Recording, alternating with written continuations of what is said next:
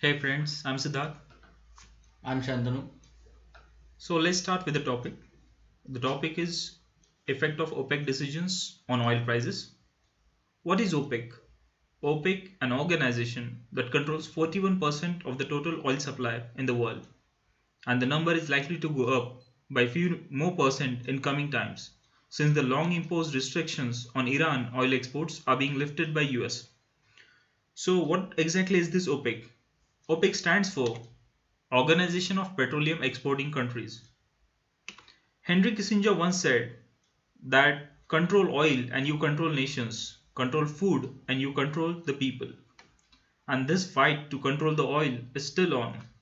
So, to enter into this world of oil, small oil countries were not capable, and it was necessary that there should be a centralized organization to make major decisions about production and sales of this oil. So, in year 1960 in Baghdad conference, 5 countries founded OPEC and 8 others joined after that.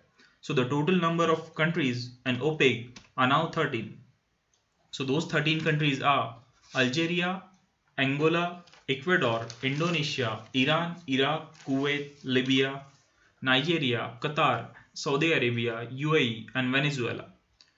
In its earlier year, OPEC was an effective organization and it significantly used to influence the oil market in the world.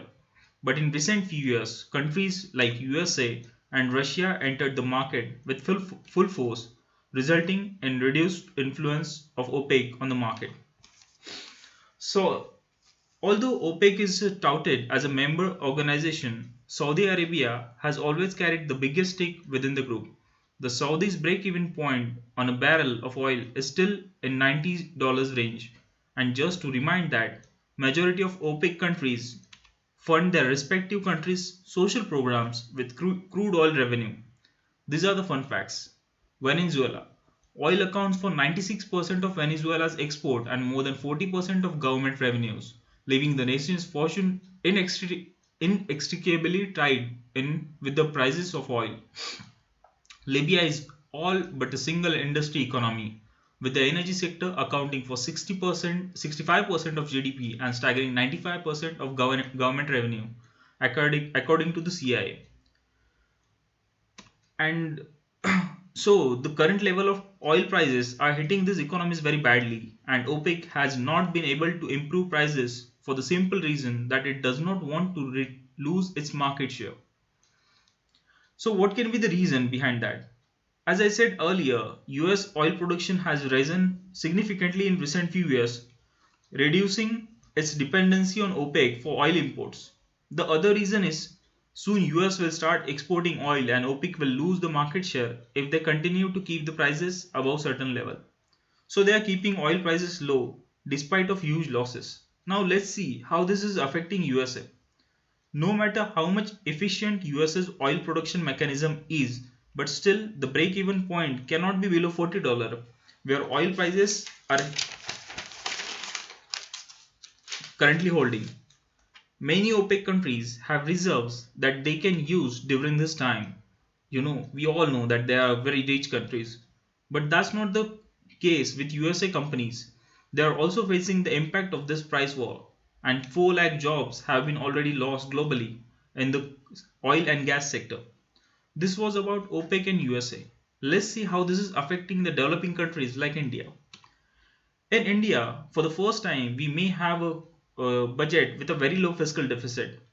After decades, oil companies are making profits.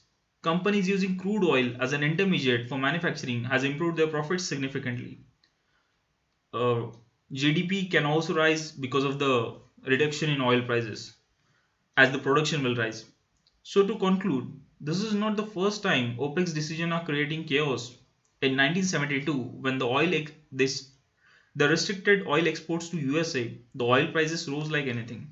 So in this price war and reduced demands by economies like China, India should hope oil to follow downtrend for few more years, which will boost our economy if we can use it to our advantage. Now my friend Shantanu will take over.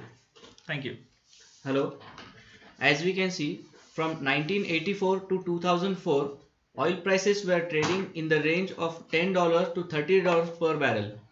But due to some reasons like Middle East tension, OPEC decisions, soaring demand from China, depreciation in US dollar, and reports on declining oil reserves resulted in the major price hikes and achieved a peak of $147 per barrel in July 2008.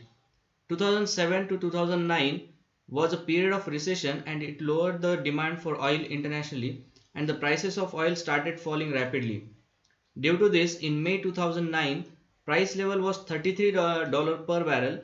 After 2009, the demand for oil started increasing and so the oil prices were trading in a band of $70 to $110 per barrel. And it lasted for around 4 years after that. Again from June 2014, we see a clear downtrend and the reasons for this like oversupply are already been explained by Siddharth. Thank you. That's all, folks. Thank you.